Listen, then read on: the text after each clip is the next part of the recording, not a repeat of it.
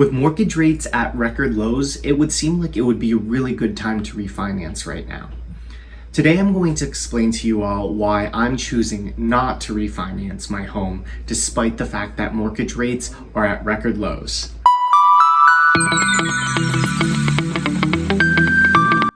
Hey guys, John here from John on Fire, and my channel is all about personal finance, budgeting, and investing for financial freedom. Today we're going to talk about my choice to not refinance my home despite the fact that mortgage rates are so low right now. The reason that mortgage rates are so low right now is that the government and the Fed are trying to get more velocity of money spending in the economy, and one of the ways they do that is by lowering interest rates and encouraging people to borrow money. That being said, let's look at my financial situation in regards to my home mortgage. So I got this mortgage about a year ago and I put 20% down, which left me with an original loan amount of $133,600 that I was financing at 3.5% interest over the course of 15 years. Therefore, my monthly payment came out to $955, and the interest that I would pay over the lifetime of the loan would be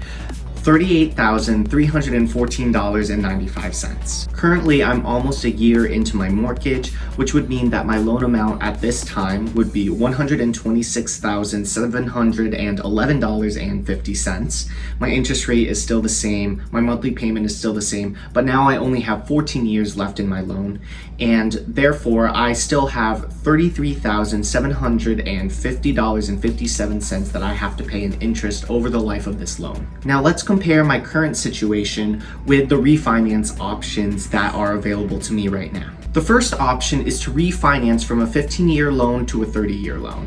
Now, the only reason this would make sense is if I wanted to lower my monthly payment drastically.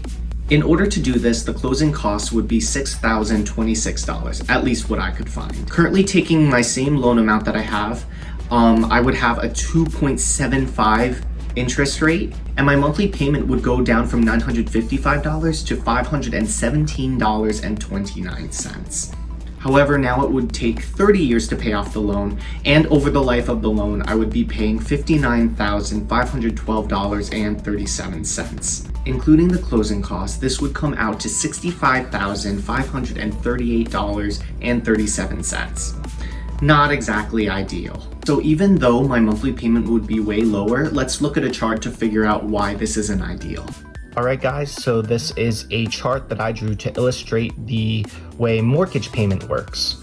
You guys are going to have to deal with this poorly drawn chart because I am not high tech and I'm just filming this with my iPhone camera, so I apologize in advance for all of you techie people that are cringing right now at my chart. Okay, so basically in the beginning of the loan, you're actually paying more in interest and less in principal. This is called front loading, so you're basically front loading the interest. You know, banks are really smart, so they want their interest money first, right? So in the beginning of the loan, you're actually paying the banks a crap ton of interest, and you're not really paying that much in the principal, right? And as you keep making monthly payments and getting further along in the life of the loan, your interest payments actually go down, and the amount of principal or home equity that you're building up goes up. So let's say you're 10 years into like a 30-year mortgage, right? This is about 10 years right here. If you choose to refinance to another 30-year mortgage, even though you may have a lower interest rate and a lower monthly payment, you're basically resetting the clock and going back to here. See, these mortgage loan officers are smart, right? They want you to focus on how much you're paying every month. They're like, oh, look at this mortgage payment like every month. It's so low. But what they don't want you to focus on is how much you're actually paying the bank in interest versus principal, right? A lot of times a mortgage refinance makes sense when you're paying more into the principal of the loan and thus building equity. See, the goal is to have more in equity, right? Because that's what you actually own. And if you keep hanging out in this side of the chart over here, it kind of defeats the purpose of owning a home in the first place. At that point, you're basically renting, but from the bank. And I think that's what I'm trying to convey in this poorly drawn chart over here. My second option is to refinance to another 15-year mortgage, but this time my closing cost would be $5,630. The loan amount is still the same, but my interest rate would be 2.125%. At least that's the best interest rate that I could find. My loan term would go back to 15 years, and my monthly payment would be, instead of $955, $822.71. So that's a pretty good savings right there. That's over $100 in savings. The interest that I would pay over the lifetime of the loan would be $21,376.89. So if you include the closing costs into the overall cost, I would be paying $27,006.89. Pretty good, John. That's over $5,000 that you would save over the entire lifetime of the loan. Well, not so fast. So let's compare option 2 with my current interest rate. So currently, if I was to refinance to a 15-year mortgage at 2.125% interest rate, I would have a net payment of $27,000, right? But what if I just stayed the course and instead use those closing costs of $5,630 and instead put that into an index fund growing at 7% annually over the course of what would be the rest of my loan, which is 14 years left. So if I took those $5,630 and I put it into an index fund that returns 7% annually, after 14 years, that would be $14,517.15, which would mean that I would profit $8,887.15.